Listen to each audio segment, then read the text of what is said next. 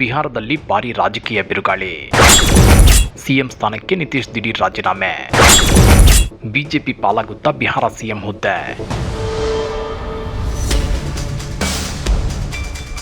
ಬಿಹಾರ ರಾಜ್ಯ ರಾಜಕಾರಣದಲ್ಲಿ ಇದೀಗ ಭಾರಿ ಬಿರುಗಾಳಿ ಎದ್ದಿದೆ. ಬದಲಾವಣೆಯ ಗಾಳಿ ಬೀಸತೊಡಗಿದೆ.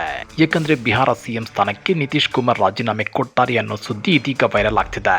ಹಾಗಾದ್ರೆ ಬಿಜೆಪಿ ಪಾಲಾಗುತ್ತಾ ಬಿಹಾರ ಸಿಎಂ ಹುದ್ದೆ. ಬಿಹಾರ ರಾಜ್ಯ ರಾಜಕಾರಣದಲ್ಲಿ ಅಸಲಿಗೆ ಏನಾಗ್ತಿದೆ ಗೊತ್ತಾ? ಅದನ್ನ ಡೀಟೇಲ್ ಆಗಿ ತೋರಿಸ್ತೀವಿ. ಆದ್ರೆ ಅದಕ್ಕಿಂತ ಮೊದಲು ಹಲೋ ಕನ್ನಡ ಯೂಟ್ಯೂಬ್ ಚಾನಲ್ ಅನ್ನ ಸಬ್ಸ್ಕ್ರೈಬ್ ಮಾಡ್ಕೊಳ್ಳಿ. ಹಾಗೇನೇ ಪಕ್ಕದಲ್ಲಿರೋ ಬೆಲ್ ಬಟನ್ ಅನ್ನು ಪ್ರೆಸ್ ಮಾಡಿ.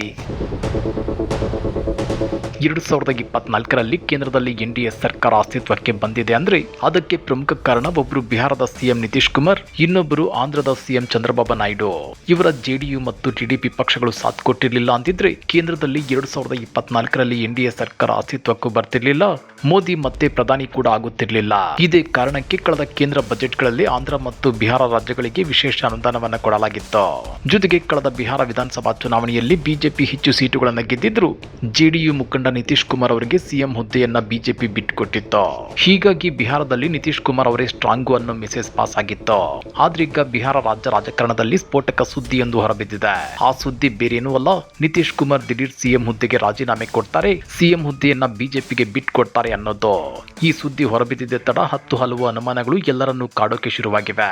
ನಿತೀಶ್ ಕುಮಾರ್ ಅವರು ಅದ್ಯಾಕಾಗಿ ತಮ್ಮ ಸಿಎಂ ಹುದ್ದೆಗೆ ರಾಜೀನಾಮೆ ಕೊಡ್ತಾರೆ? ಬಿಹಾರದಲ್ಲಿ ಅವರ ಮೇಲೆ ಬಿಜೆಪಿ ಒತ್ತಡ ಹೇರಿದ್ಯಾ ಅನ್ನೋ ಅನುಮಾನಗಳು ಕಾಡತೊಡಗಿವೆ. ಹಾಗಾದ್ರೆ ಅಸಲಿಗೆ ಬಿಹಾರ ರಾಜ್ಯ ರಾಜಕಾರಣದಲ್ಲಿ ಏನಾಗ್ತಿದೆ ಅದನ್ನ ಒಂದ್ ಸ್ವಲ್ಪ ಬಿಡಿಸಿ ಹೇಳ್ತೀವಿ ನೋಡಿ. ಬಿಹಾರದಲ್ಲಿ 2005ರಿಂದ ಅಧಿಕಾರದಲ್ಲಿರುವ ಮುಖ್ಯಮಂತ್ರಿ ನಿತೀಶ್ ಕುಮಾರ್ ಅವರು ರಾಜ್ಯಸಭೆ ಪ್ರವೇಶಿಸುವ ಸಾಧ್ಯತೆಗಳಿವೆ ಎಂಬ ವದಂತಿ ಹಬ್ಬಿದ್ದು ಬಿಹಾರದ ರಾಜಕೀಯ ಚಿತ್ರಣ ಬದಲಾಗಬಹುದು ಅನ್ನೋ ಚರ್ಚೆಗಳು ನಡೆಯುತ್ತಿವೆ. ಸುದೀರ್ಘ ಅವಧಿಯಿಂದ ಮುಖ್ಯಮಂತ್ರಿ ಆಗಿರುವ ನಿತೀಶ್ ಕುಮಾರ್ ಅವರು ರಾಜ್ಯಸಭೆ ಪ್ರವೇಶಿಸುವ ಮೂಲಕ ರಾಷ್ಟ್ರ ರಾಜಕೀಯಕ್ಕೆ ತೆರಳಿದ್ರೆ ರಾಜ್ಯದಲ್ಲಿ ಹೊಸ ಮುಖ್ಯಮಂತ್ರಿ ಆಯ್ಕೆಗೆ ದಾರಿ ಸುಗಮವಾಗಲಿದೆ. ಆದ್ರೆ ಈ ಬೆಳವಣಿಗೆ ಬಗ್ಗೆ ಅಧಿಕೃತವಾಗಿ ಯಾವುದೇ ಘೋಷಣೆ ಹೊರಬಿದ್ದಿಲ್ಲ. ರಾಜ್ಯಸಭೆಗೆ ದ್ವೈವಾರ್ಷಿಕ ಚುನಾವಣೆ ಇದೇ 16ರಂದು ನಡೆಯಲಿದ್ದು ಬಿಹಾರ ಸಿಎಂ ನಿತೀಶ್ ಕುಮಾರ್ ಅವರು ಇದೇ 5ರಂದು ನಾಮಪತ್ರ ಸಲ್ಲಿಸುವ ಸಾಧ್ಯತೆ ಇದೆ. ಹೀಗಾಗಿ ಒಂದು ವೇಳೆ ನಿತೀಶ್ ಕುಮಾರ್ ಅವರು ಸಂಸತ್ತಿನ ಮೇಲ್ಮನೆಗೆ ಆಯ್ಕೆಯಾದ್ರೆ ಬಿಹಾರ ರಾಜ್ಯದ ಸಿಎಂ ಸ್ಥಾನ ತಮಗೆ ಸಿಗುತ್ತೆ ಅನ್ನೋ ನಿರೀಕ್ಷೆಯಲ್ಲಿದೆ ಬಿಜೆಪಿ.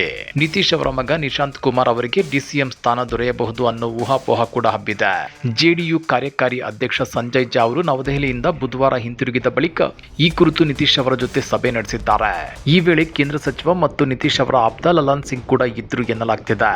ಈ ಸಭೆಯ ಬಳಿಕ ನಿತೀಶ್ ಅವರು ರಾಜ್ಯಸಭಾ ಚುನಾವಣೆಗೆ ಗುರುವಾರ ನಾಮಪತ್ರ ಸಲ್ಲಿಸಬಹುದು ಅನ್ನೋ ಚರ್ಚೆ ತೀವ್ರವಾಗಿ ನಡೆಯುತ್ತಿದೆ.